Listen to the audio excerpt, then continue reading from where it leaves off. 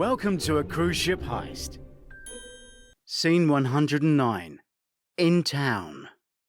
In civvies, with our kit concealed in tourist bags, it is early evening and we move through Funchal.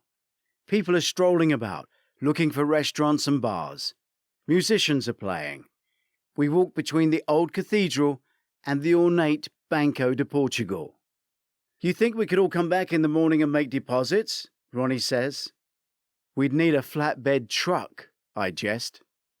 It's part of tomorrow's kit list, Hunter says, powering in front. Slow down, Ronnie says, grabbing his elbow. We're tourists. The gang could be out drinking anywhere, watching. Hunter stops. We gaze pointlessly into a restaurant. Fresh fish, Madeira wine, the restaurateur enthuses. Traditional fado music. It seems sad, Ronnie says. It's about being poor and working at sea, loss and sorrow, he explains. But the food is great. That's not the mood we're looking for, sorry, I offer, watching her chase Hunter striding off into the Rua de Santa Maria. It is famous for its graffiti-like painted or sculptured doors, and it is lined with romantic restaurants with tables outside. This is our street. The rental is at the other end, Hunter tells us. 2 soldiers having dinner, Ronnie nods at the table outside the next restaurant. They could just be 2 guys on a night out, I suggest, or they could work for Maria. They're with us, Hunter says, passing them.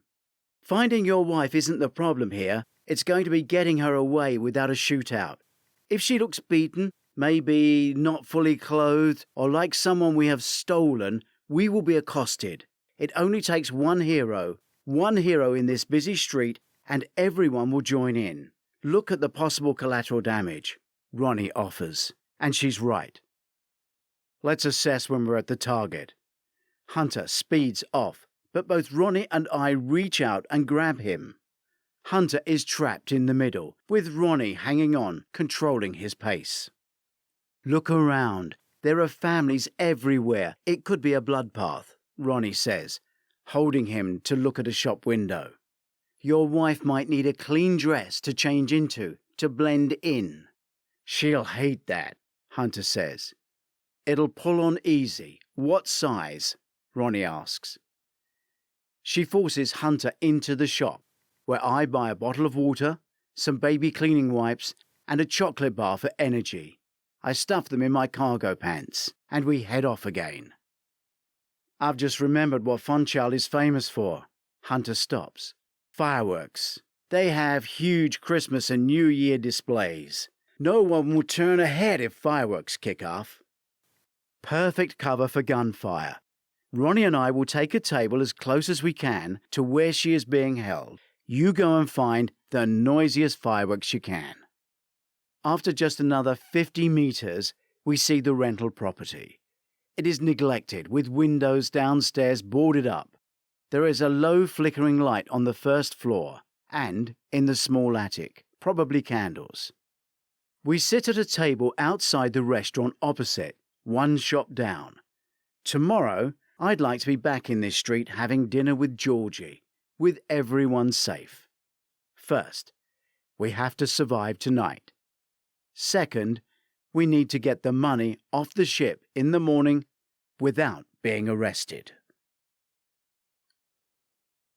Chapter 110. Fish. We're the only customers, so the waiter enthusiastically hands us a menu and lights the candle on our table. Some wine? Red. Love your building. What's upstairs? Extra seating, but closed tonight. The fish, fresh, fantastic, he sells. I'll have fish of the day. I must look upstairs. Love these buildings.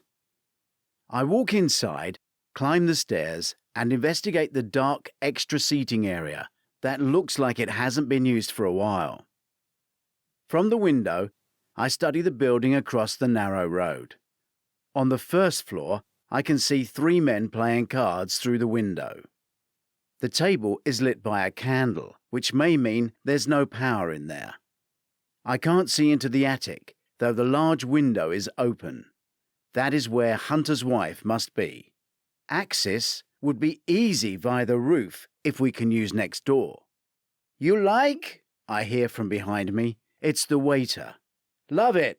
Ever thought of a roof garden? People love them. I enthuse. Can I go up?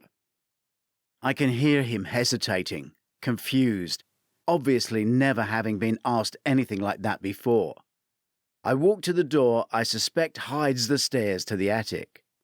No light, the waiter says, to defeat my request now he's caught me up.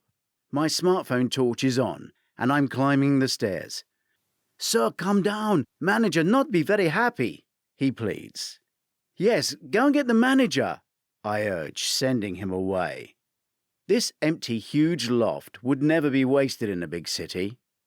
On a table by the rotten wooden hatch lays a sniper. Yo, candlelight, can you see anything? I see everything. Your lady is on the chair against the wall on the right. There could be 2 or 3, but I only see one with her. Others? There's a lot. 3 or 4 below playing cards, maybe another half a dozen out drinking in the street. They'll come running if it kicks off. I'm just the voice of reason. The roof? Yeah, use next door. Hello, we hear from below. I rush back down so as not to give away my colleague. How about a roof garden? No, sir. We're selling. All this side sold to a hotel, the manager says. You sold? We have no job? The waiter asks, obviously hearing this for the first time. If this is a hotel, there will be lots of customers. You should buy that building, the one over the road, and build a roof terrace, I suggest. Good idea, the waiter keenly agrees. The boss looks across the way. Both for sale, he says, thinking. How many rooms will the hotel have? I ask. Maybe 60, he shares. 60 couples who will all want food and a late-night bar. I would invest in that restaurant, I offer, walking downstairs. The manager follows me at double speed. I walk straight out into the street. Honey, I found a great investment, I say to Ronnie. Have you, honey? She says, completely sending me up as she follows. He walks me across the road and meets the other owner. As they chat in Portuguese, we rush upstairs. The first floor is used for storage, but I want the attic, where the hatch opens easily. At the hatch, we look across the roof to next door. I take out the wipes, water and chocolate and hand them to Ronnie. We'll go in from the ground floor. Bring her across the roof. There's a sniper giving cover from across the street. 1 hostile in the attic, 3 or 4 below. Clean her up in here. Don't wait for us. Take her to the soldiers down the road. Roger that, she says. I rush down through the storage space and through the ground floor towards the backyard. The owner rushes to catch me up and doesn't realize that Ronnie remained upstairs. I like it. What's at the back? Kitchen, toilet, he mutters. Road, access, a walkway? Is it joined to next door? I quickly fire to confuse him. The owner looks worried. Next door no good. Needs too much work. I look out, not wishing to give myself away. There is no fence to the target building, and there is an old metal fire escape up to its first floor. It might hold someone's weight. I turn and go back through the kitchen and out to the front. I'll send my business partner over, I say, leaving the shop and heading back to my table. I pull out a $100 bill and hand it to the waiter, which both owners see. Thanks, buddy. We're going to study the area, I say, now that Hunter is back. Don't rush the food. The owner takes the money from the waiter. Typical.